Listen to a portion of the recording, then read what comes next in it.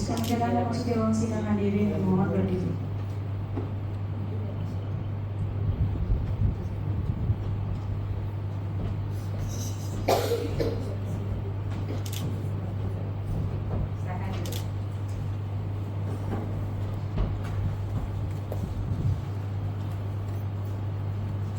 Selamat siang dan salam sejahtera. Sidang Komisi Informasi Pusat dengan nomor register sengketa 0144-12-Romawi-KIP-PS-2021 antara pemohon Indonesia Corruption Watch terhadap termohon Kementerian Kesehatan Republik Indonesia pada hari Rabu 17 Juni 2026 dengan ini dinyatakan dibuka dan terbuka untuk umum. Panitera, para pihak hadir semua. Para pihak hadir semua, turunkan para pihak menempati tempat yang sudah disediakan.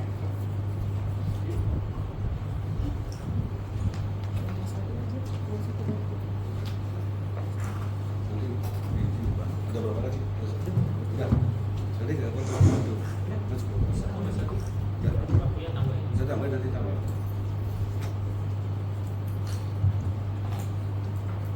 Ini ya.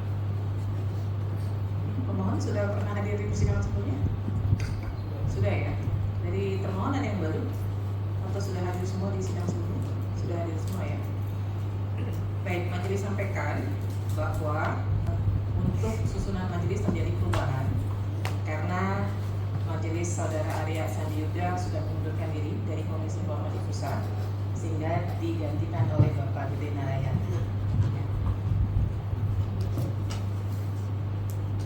Sidang akan kita lanjutkan. Jadi pada persidangan sebelumnya untuk nomor 2 dan 4 ini sudah selesai ya, karena sudah pembacaan putusan mediasi. Kemudian kita lanjut untuk poin 1, 3, dan 6 1, 3, 5, dan 6. Nah untuk nomor 6 ini kemarin belum dilakukan uji konsekuensi sehingga majelis memerintahkan untuk dilakukan pengujian konsekuensi. Sudah ada? Sudah. Boleh disampaikan ke majelis?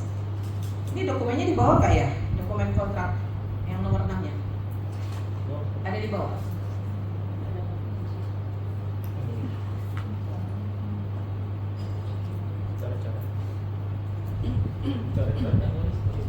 Nggak apa, nanti aja. Nanti kami perlu memeriksa dokumen, jadi akan pemeriksaan tertutup.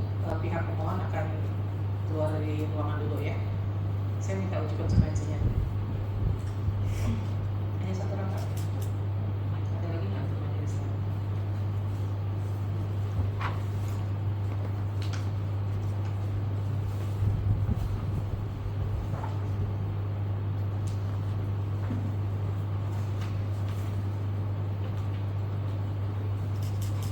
Ada data hadir yang hadir pada saat uji konsekuensi? Ada di bawah?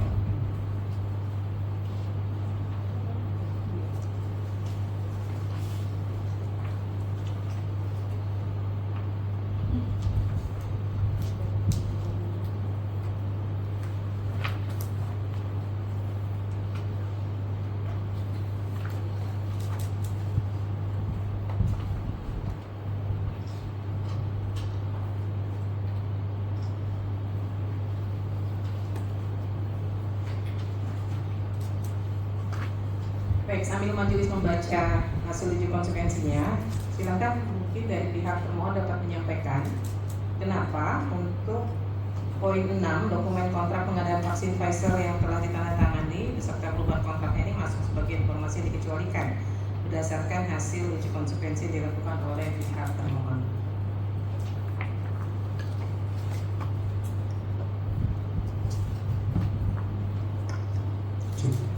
Baik, izin yang mulia. Terima kasih. Assalamualaikum warahmatullahi wabarakatuh.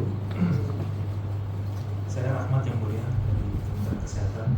Izin tadi ingin menyampaikan secara singkat yang berkaitan dengan kenapa dokumen kontrak vaksin Pfizer ini ini kita kecualikan karena memang berangkat dari awal draft kontrak itu sendiri sudah diawali dari konfidensial bentuk dari format kontrak tersebut, sehingga memang di dalam beberapa klausulnya pun juga itu ada beberapa hal yang memang kami anggap itu harus dilakukan dalam bentuk kerahasiaan. Nah, kami paham bahwa dokumen ini akan banyak mungkin ya menimbulkan kecurigaan publik terkait dengan penyalahgunaan wewenang atau hal-hal lain gitu ketika ini kita anggap ditutup dokumennya gitu. Dan situasi ini memang pada saat kontrak ini dalam situasi pandemi yang mulia, dan di situ memang perolehan vaksin itu sangat luar biasa kita untuk mendapatkan vaksin COVID itu, dan memang tawaran dari pihak Pfizer itu pada saat itu memang sudah ada bentuk kerahasiaan dalam dokumen tersebut gitu. Sehingga memang kami dari Kementerian Kesehatan pada saat itu mengikuti apa yang telah disampaikan oleh pihak produsen terkait dengan vaksin tersebut gitu. Dan ini juga gitu ya, kalau setelah saya juga kami menganggap bahwa ada hal-hal yang memang perlu kita lakukan apabila ditutup, produsen menentukan harga kepada tiap negara menggunakan skema harga bertingkat gitu berdasarkan tingkat pendapatan sebuah negara, sehingga harganya juga nanti mungkin bisa dikomunikasikan secara langsung antara Kemenkes dengan pihak Pfizer gitu. Terus kemudian juga kerahasiaan harga membantu pemerintah fokus pada pelaksanaan vaksin tanpa harus terus-menerus mengklarifikasi rumor mengenai selisih harga yang sebenarnya merupakan bagian dari strategi bisnis normal. Kemudian dokumen kontrak memuat ketentuan kerahasiaan untuk tidak mengungkap informasi kepada publik. Dengan ditutup maka Kemenkes mematuhi kesepakatan klausul kontrak gitu. Juga kita menghormati gitu ya azas-azas hukum kontrak, itu azas kesepakatan dan kepatuhan, dan juga berkaitan dengan masalah keuangan negara, dan berkaitan juga tentang pelindungan hak gitu ya, dan pelindungan dari persaingan usaha tidak sehat, menjamin keberlangsungan inovasi riset produsen di masa depan. Mungkin sementara itu yang mulia berkaitan dengan dokumen yang dikecualikan ini. Atau mungkin ada Mbak Tuti menambah, silakan.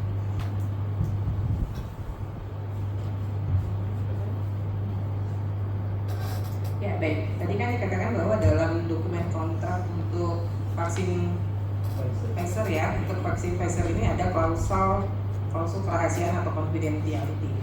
Nah itu berlaku untuk keseluruhan dari isi dokumen atau ada poin-poin tertentu saja? Secara keseluruhan. Ya, saya mempertanyakan ini karena ini kan kalau kita mempelajari dari jalannya persidangan ini kan sebenarnya ada kontradiktif ya antara poin 2 dan 4 dokumen kontrak untuk vaksin Sinovac dan AstraZeneca dengan vaksin Pfizer nih. Ada perbedaan padahal yang diminta sebenarnya sama gitu kan. Nah apa bedanya dengan dokumen kontrak untuk Sinovac dan AstraZeneca nih? Apakah di kedua vaksin itu tidak ada klausul kerahasiaannya? Ya, tidak. Oke, oke. Untuk kedua vaksin yang lain memang tidak dimintakan klausul kerahasiaan dari produsen ini. Oh gitu. Silakan majelis kalau ada yang ingin digali.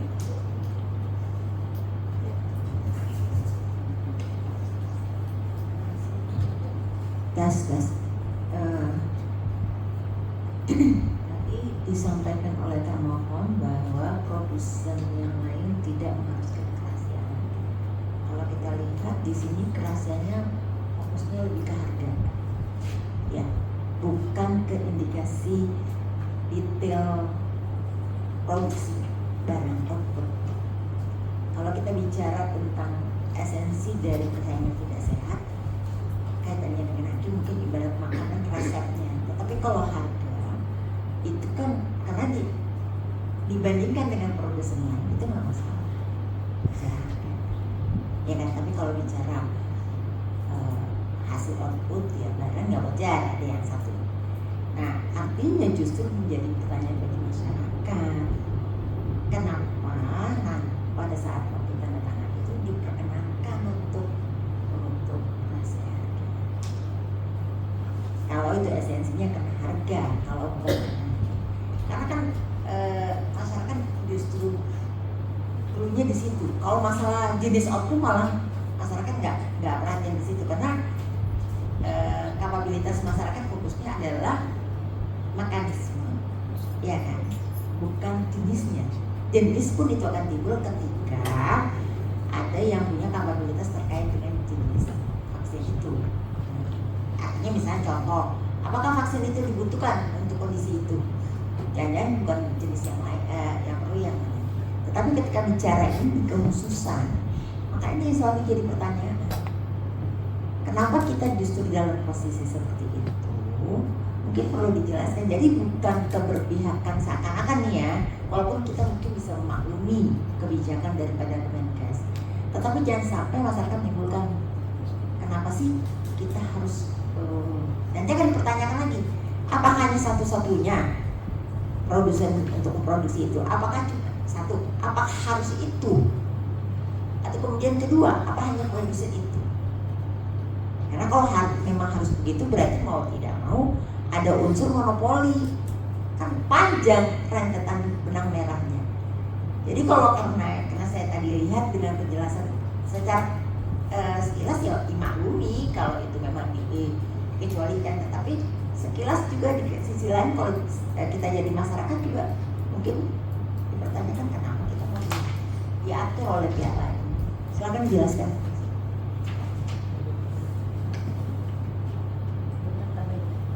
Baik, terima kasih ya Bu Lia. Seperti juga yang dijelaskan dalam data informasi. Suaranya ditekan dulu. Iya, seperti sebagaimana yang telah dicantumkan dalam daftar informasi publik dikecualikan. Untuk pada saat itu memang kebutuhan vaksin COVID-19 di Indonesia itu memang lumayan cukup besar.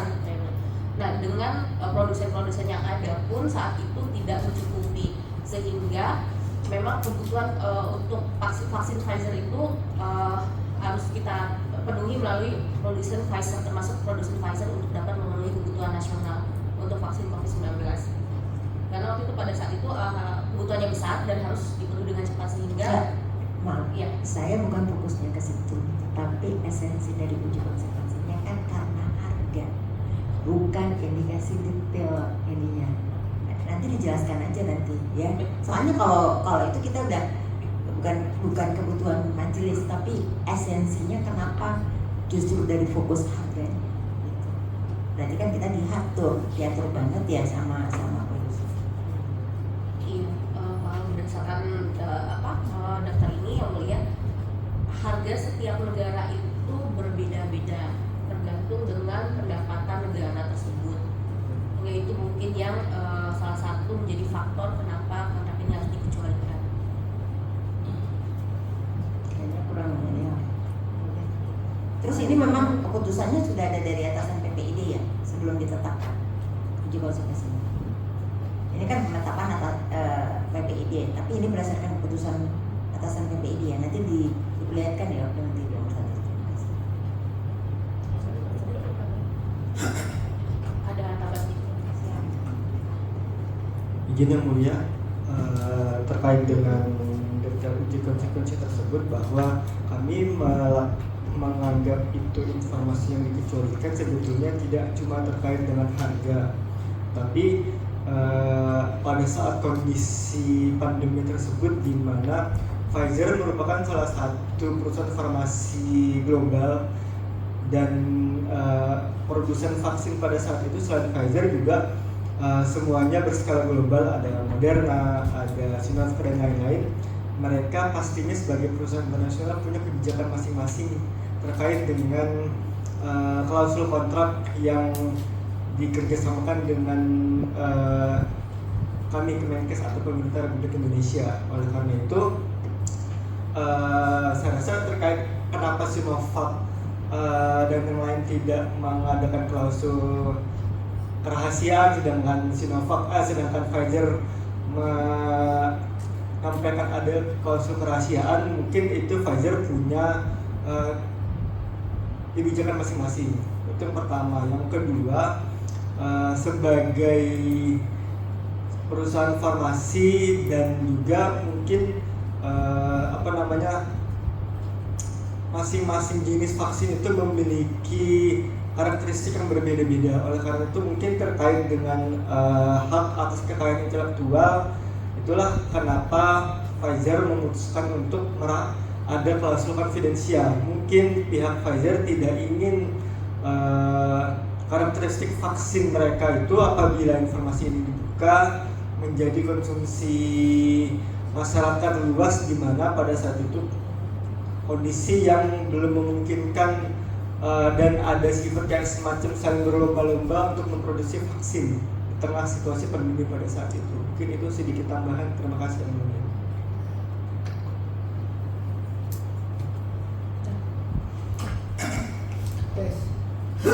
Terima kasih Ketua. Para pihak mohon izin, waktu karena saya baru masuk di register ini, saya mereview sedikit ya. Singkat aja nih, pemohon sudah sering nih ICW, yang sama ICW kan, berbagai macam hal sering berregister lah kita. Mungkin udah dijawab, tapi saya ingin buat saya sekarang apa yang ingin dicapai nih oleh ICW kalau mau dapat ini permohonan ini. Itu satu. Yang kedua, ini kejadiannya minta tahun 2021 ya? 2021 ke Kementerian Kesehatan. Iya. Disidang baru oleh kami sekarang ya? Iya. Betul ya? Betul. Yang 21 itu.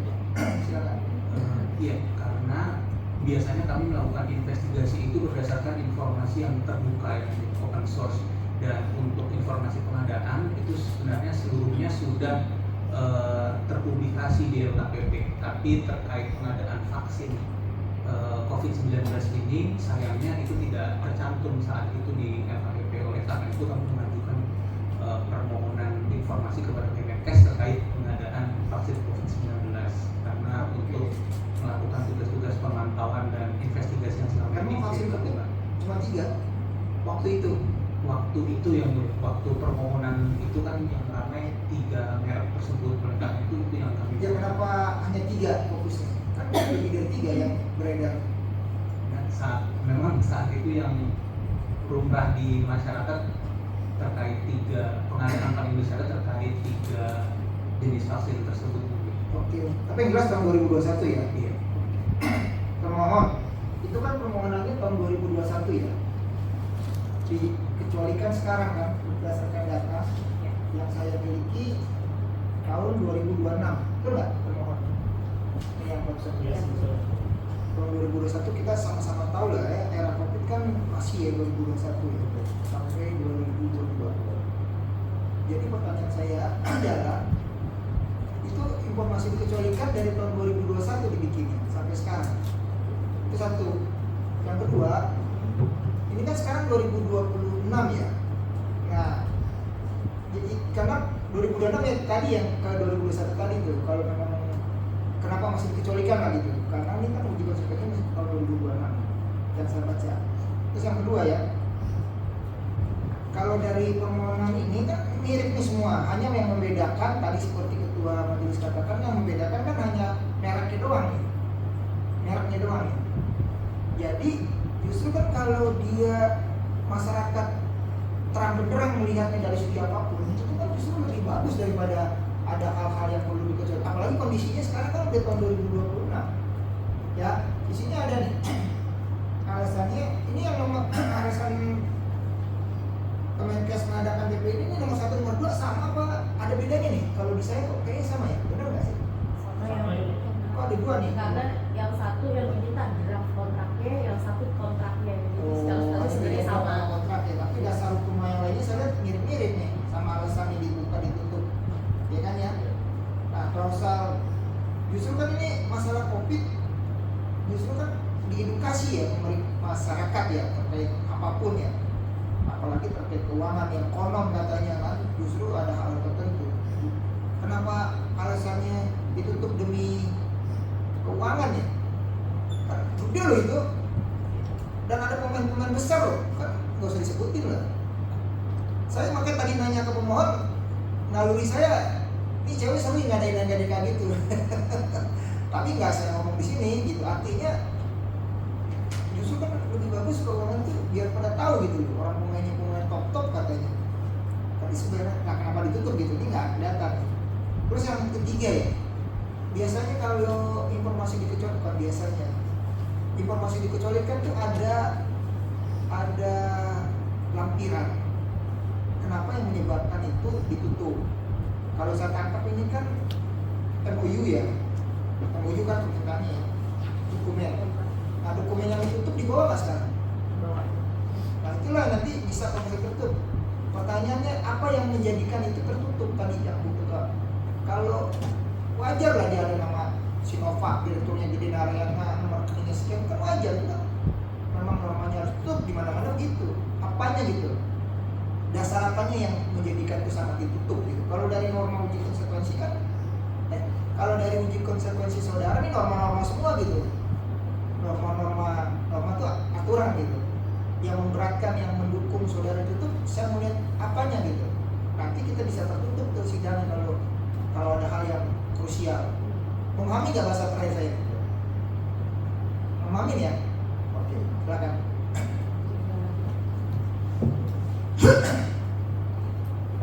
Ini orang lama ini.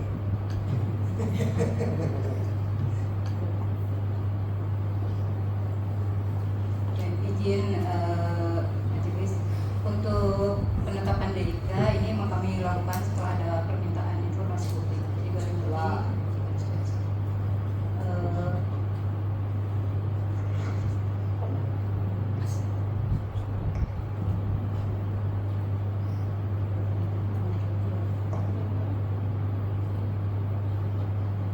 itu aja sih Pak. Kalau untuk uji konsekuensi.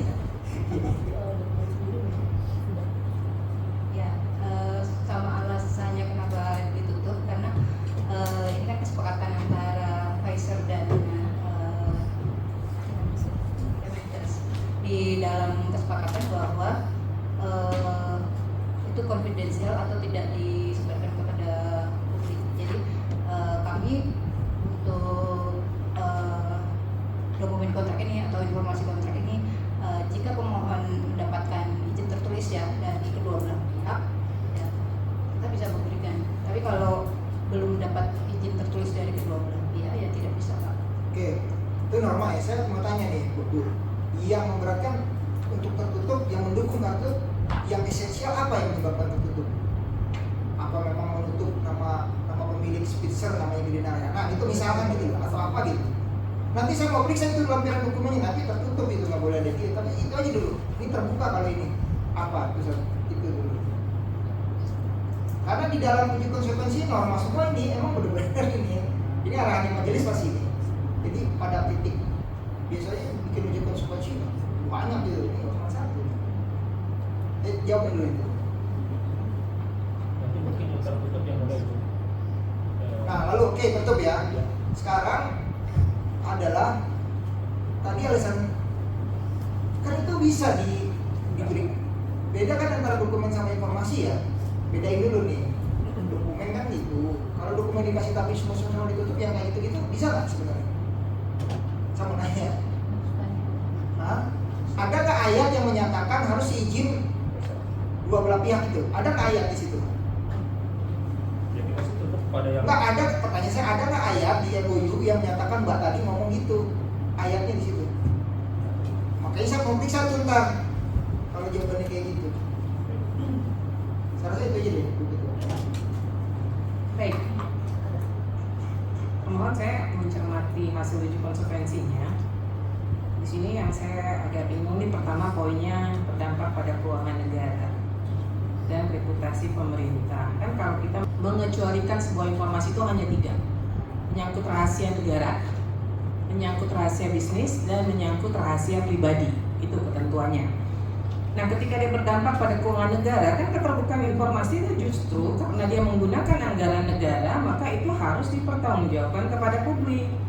Nah, sekarang terkait pembelian Pfizer ini, bagaimana pertanggungjawabannya kepada publik ketika kemudian ini dalam tanda kutip negara berlindung di balik keuangan negara, begitu loh. Kemudian di sini ada juga pemerintah mengamankan komitmen jumlah dosis tertentu, kan keterbukaan itu di situ letaknya nih. Ini anggaran negara yang dikucurkan sekian, yang dibeli vaksin Pfizer-nya sekian banyak, harganya benar nggak begitu? Kalau kemudian tadi pihak termohon kemudian mengatakan ini terjadi perubahan nih, harganya berubah-ubah sesuai dengan negara tertentu, itulah bagian dari kebijakan yang harus disampaikan kepada publik, bahwa harganya fluktuatif tergantung negara masing-masing. Itu bagian edukasi kepada publiknya di situ. Nah, kalau ininya ditutup semuanya, tadi kan saya menanyakan di awal ditutup semuanya, iya. Dari mana? Di mana letak keterbukaan informasi untuk pengadaan vaksin Pfizer ini?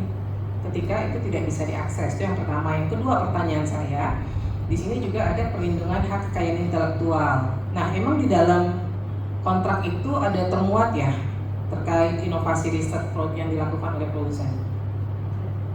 Silakan dijelaskan.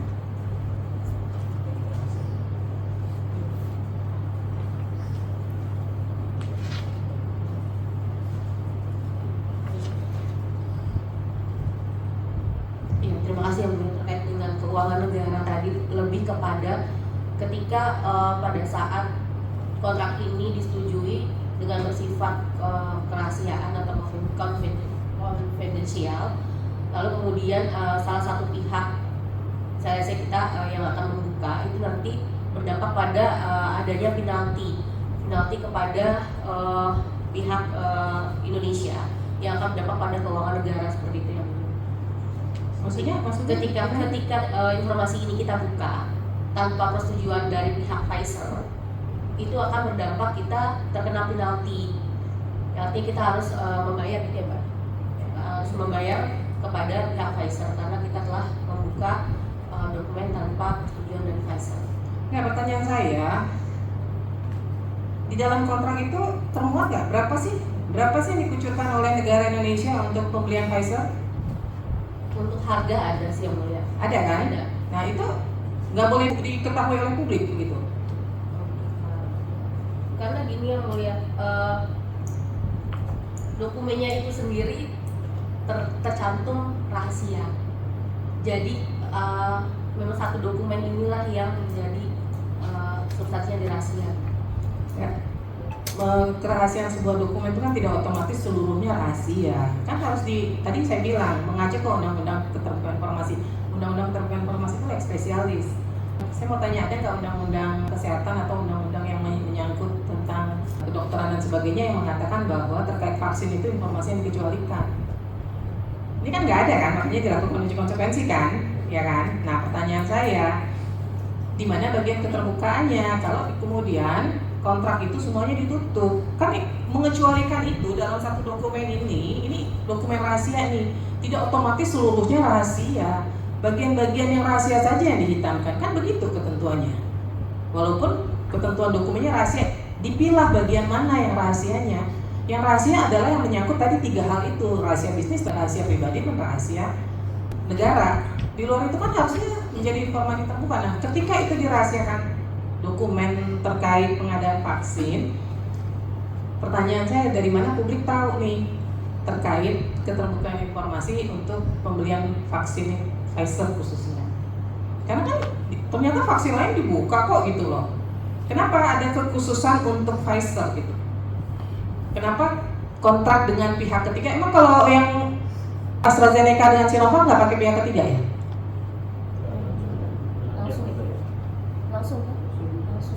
Langsung Kemenkes yang mengadakan seluruhnya.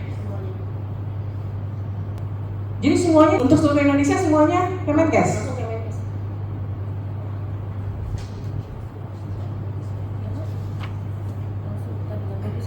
Nah, saya mau menguatkan ketua izin begitu aja. Ya. Enggak, ini itu tadi Mbak Ibu ngomong adalah ada penalti ya. Masih ingat kalimat itu? Di dalam ayat itu ada nggak yang menyatakan itu perjanjian? Kalau konfidensial semua bilang konfidensial, rahasia lah bahasa Indonesia. Tapi saya ingin katakan, ada nggak ayat yang menyatakan itu memang kalau dibuka negara Indonesia kena penalti gitu? Ayat sucinya di situ. Makanya saya nanti izin Ibu Ketua, saya mau periksa itu pampilan itu. Jangan asumsi ya, itu kan asumsi. Tafsir maksudnya gitu. Bahasa Indonesia, bahasa Inggris tuh. Kalau bahasa Inggris saya perlu waktu. Ada dua-duanya yang mulia. Kalau bahasa Inggris saya perlu waktu terjemahan ya. Maaf ya, satu-satu aja. Jadi tahu. Ya itu aja jawabannya. Kalau bahasa Indonesia kan gampang jawabannya. Ini Ketua saya mau periksa tuh. Ya. Ketua, tertutup lah itu. Ya lanjut Ketua. Sebelum saya masuk ke pemeriksaan tertutup, pemohon ada yang ingin disampaikan, silakan. Iya, izin yang mulia mengapa kami memohonkan informasi tersebut, karena kami mengacu kepada Perki dan juga peraturan LKPP, dan terkait dengan dokumen kontrak tidak termasuk dalam dokumen yang dikecualikan. Kemudian sebenarnya LKPP sudah menentukan informasi pengadaan apa saja yang dikecualikan, seperti penawaran, kemudian HPM, harga perkiraan sendiri, dan informasi-informasi lainnya. Akan tetapi itu pun batas waktu dikecualikannya hanya 5 tahun yang mulia. Jadi kalaupun itu dikecualikan berdasarkan peraturan LKPP, pengadaannya di 2021, harusnya di 2026 ini itu sudah terbuka. Mungkin hanya itu yang lain. Baik, terima kasih. Masih ada kita masuk ke orang lain? Ya. Baik, karena kami akan melakukan pemeriksaan tertutup untuk mendalami dokumen kontrak vaksin Pfizer, dan pemeriksaan tertutup dilakukan tanpa kehadiran pemohon. Pemohon saya persilakan dulu untuk meninggalkan ruang sidang, nanti baru masuk kembali. Ya. Terima kasih. Ya, Izin silakan. untuk keluar.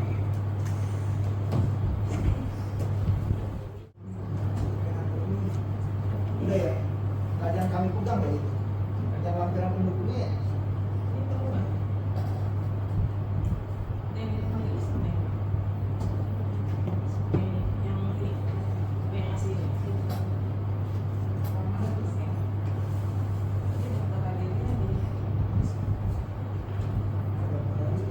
Yang persetujuan dari konservasinya nggak ada ya? Penetapan aja. Iya. Kami Jangan-jangan belum disetujui sama Hah? sudah ditanggapan kan waktu itu sih ditembuskan. Ini dulu kewenangannya atas sendiri. Belum ada note dari Belum ada sesjen. tujuannya. Belum ada note, tapi kalau untuk Kalau udah ada penetapan kok. Kalau belum ada tujuan kok udah ada penetapan. jadi kita kirimkan sebagai tembusan. Dan enggak lah, persetujuan dulu baru penetapan. Persetujuan atasan PBID kan ada di Perki. Bukan ditetapkan kemudian salinannya dikasih ke atasan PBID. Ada kan di Perki, persetujuan dulu. Persetujuan dulu. Makanya surat keberatannya kan semua ke atasan PBID. Jangan-jangan belum ada persetujuan atasan PBID. Kalau ada, tolong dilampirkan pada sidang berikutnya ya. Baik. Pemohonnya bisa dipanggil? Jadi, Iya. Jangan sampai penetapan tanpa tujuan. ya begitu.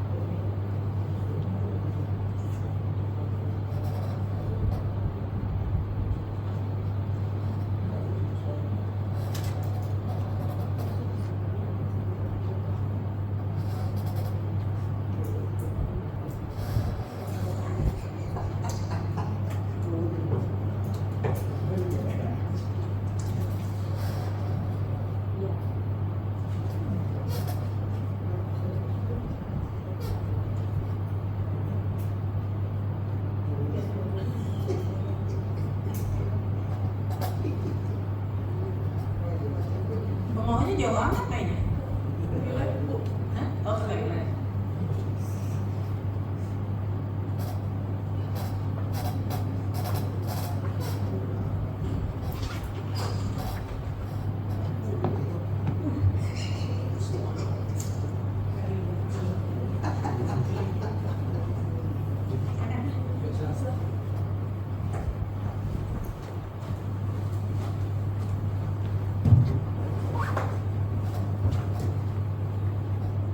Baik, pada para pihak, untuk sidang selanjutnya kita akan masuk langsung kepada pembacaan putusan.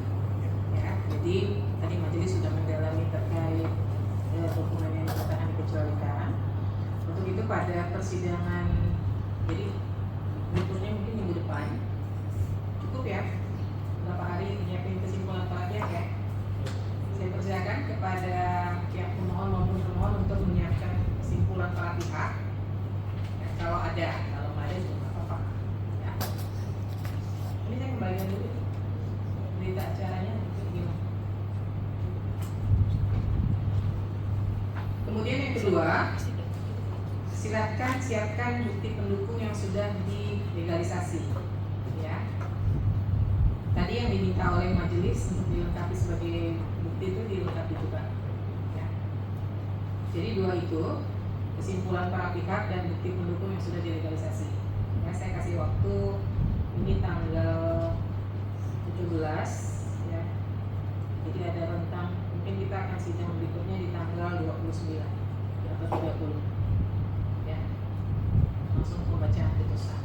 Jadi kira-kira tanggal 24 itu kesimpulan para pihak sudah harus diterima oleh majelis karena majelis perlu membaca dan untuk kami merapatkan untuk membuat putusan. Demikian ya para pihak ya. Dari pemohon ada yang disampaikan lagi saya? Cukup ya. Dari pihak pemohon ada yang disampaikan lagi? Iya. Kesimpulan dari bukti berarti itu bisa secara langsung di sidang. Enggak, kita nggak ada sidang lagi. Jadi sidangnya langsung putusan. Jadi kesimpulannya langsung diserahkan ke panitera. Oh, baik. Ya. Cukup? Ada lagi? Cukup ya. Baik.